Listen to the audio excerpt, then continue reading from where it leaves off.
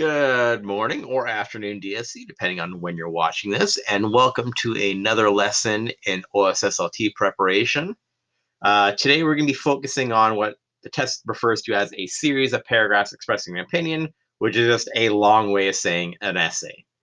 So, ideally, you have written an essay in grade 9, in grade 10 English, so this should just be review for you, especially if you did the literacy test prep last year and weren't able to write the test in 2020 either. All right, it's currently March 10th, and hopefully the weather has warmed up. I'm filming this on February 8th, and it's minus 40 today.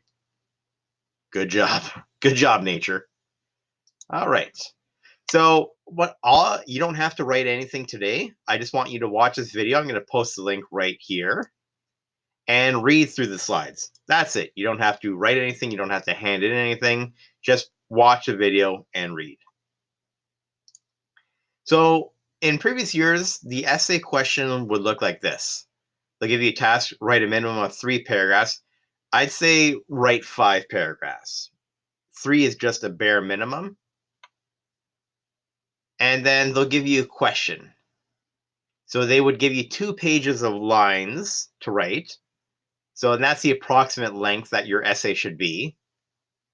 So they'll just be blank lines. And I'll show you some examples later.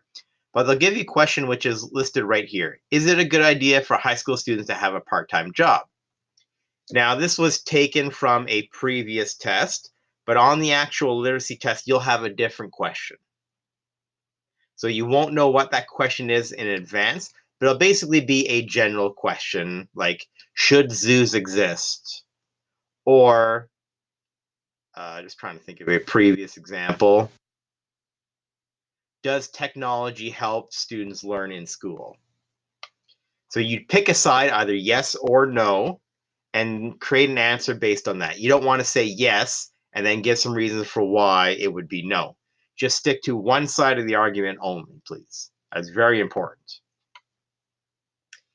And the essay will be marked out of 100. So you'll get 60 marks for topic development. And topic development is scored like this. So if it's blank or off topic, you get a 0. And then you can either get a 10, 20, 30, 40, 50, or 60. It's best to focus on code 60. That's where your response is related to the assigned prompt. So in other words, you're on topic. A clear and consistent opinion is developed, meaning that you stuck to either a yes or a no, and you don't wave between those two. And you have sufficient specific supporting details that are thoughtfully chosen. The organization is coherent, demonstrating a thoughtful progression of ideas. And I'll show you some examples of that. So 60 for topic development and 40 for writing conventions. So that means how well it's written. So if you have some errors, you won't get failed, as long as those errors do not distract from communication. And if you exhibit some control of conventions, like if you do proper spelling, grammar, punctuation, and sentences, you'll have no problem getting a 40 out of 40 for writing conventions.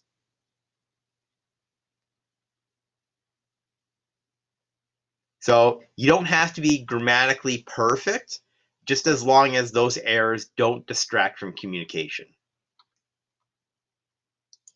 All right, so this is an example of a code 10.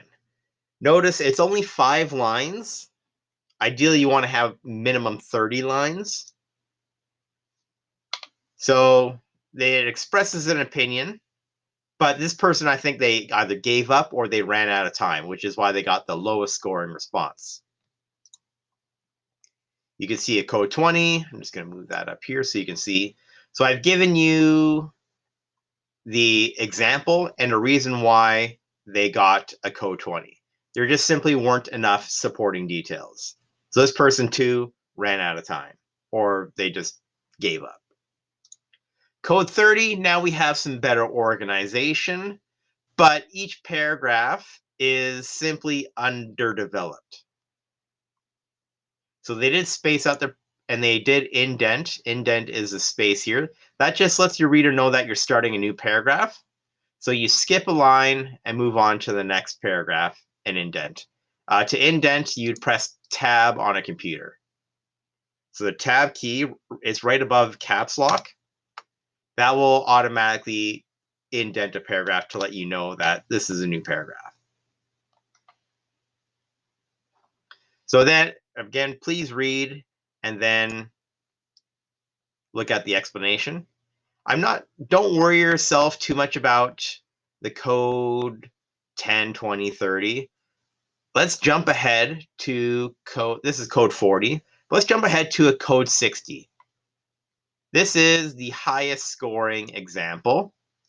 So notice our paragraphs are larger, they're indented, they're organized, and each paragraph builds upon each other. And when I get to our outline, I'll show you what I mean. But this is the first page of code 60, and then this is the second page. It's a little more zoomed in.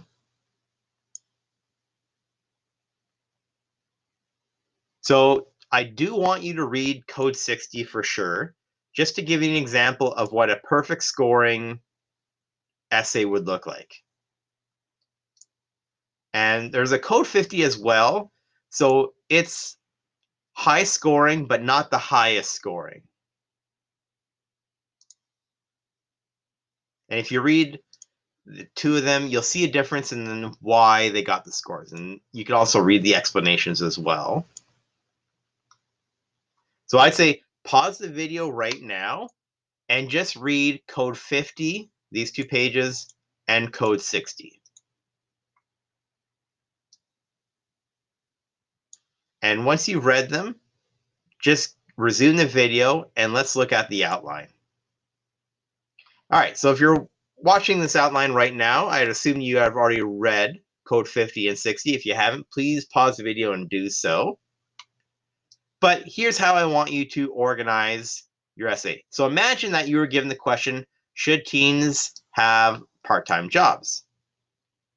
This is just an outline, so I didn't write in full sentences and paragraphs. I'll do that for you next week. But I just stick to one side of the argument. I believe that teenagers should be allowed to have part-time jobs.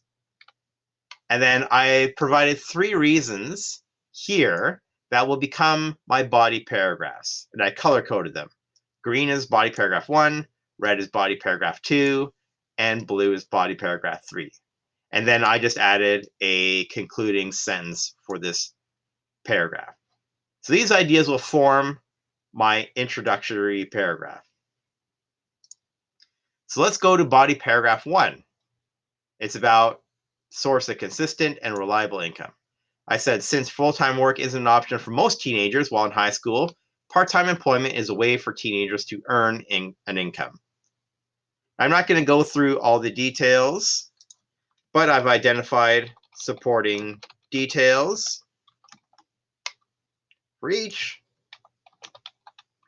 So just read them at your own pace and then move to the next slide. So when I actually go to write my essay, I'm basically just going to take these ideas and put them into full sentences and paragraphs. All right, body paragraph 2. This is red.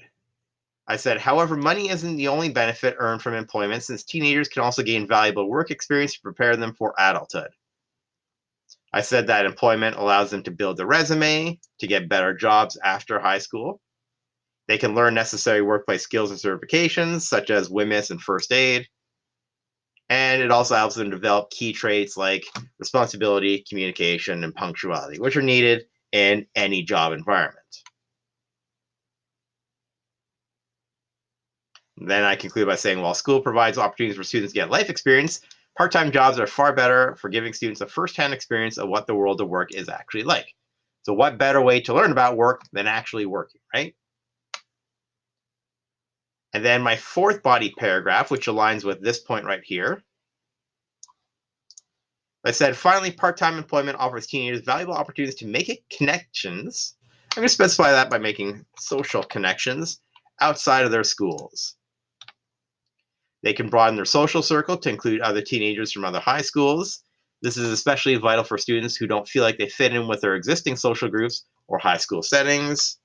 and different social circles can introduce them to new activities, romantic options, and employment opportunities that they wouldn't otherwise be aware of. And I said work and money are certainly integral to part-time employment, but there are plenty of fringe benefits like lasting friendships that can be made by working evenings and weekends. And then finally, you want to have a concluding, so you want it to be 5 paragraphs, just like the code 60, 1, 2, 3, this is the end of the third, 4, and 5. You want to have a concluding paragraph. While balancing work and school life is certainly not easy, there are tremendous benefits to be gained by teenagers pursuing part-time employment. So these are just, I summarized my 3 body paragraphs right here and added a concluding statement that would finish off the essay. And then, so this is just the outline. You can do this on a piece of paper, in a different document, or just completely in your head if you want to. If you're confident writing essays, this can all be done mentally, as long as you know what your 3 body paragraphs are. But notice how I just stuck to yes. I believe that teenagers should be allowed to have part-time jobs. Stick to one side of the argument, please. You can't get a code 60 if you're saying yes and then providing reasons for no. Just stick to one side of the argument, yes or no, not yes and no, please. All right, so basically just watch this video and then read through all the slides. And once you've done that, you're done for this week's prep. There's nothing to write. In fact, I'm going to write the essay for you based on this outline next week. But on the actual literacy test, you'll have a different question and approximately 30 lines to create an essay. So I don't know what the question is. You won't know what the question is until you actually go to do the test. It's like that every year. So it's a surprise. Your teachers don't know what the test is going to be like. We just know what kind of questions will be on the test. As usual, I'll be online if you have any questions during this literacy test prep session, or you can feel free to send me an email and I'll answer it as soon as I can. All right, everyone. Thanks for watching this video, and I hope you have a good day. Bye.